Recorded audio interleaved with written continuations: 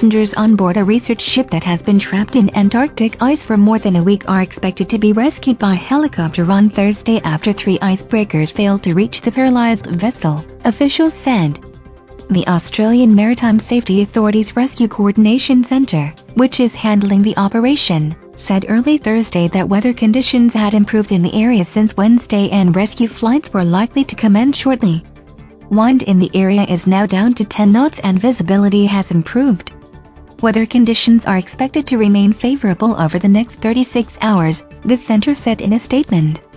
The 74 scientists, tourists and crew on the Russian ship MV Akademik Shakalsky, which has been stuck since Christmas Eve, had been hoping the Australian icebreaker Aurora Australis would be able to crack through the thick ice and allow them to continue on their way.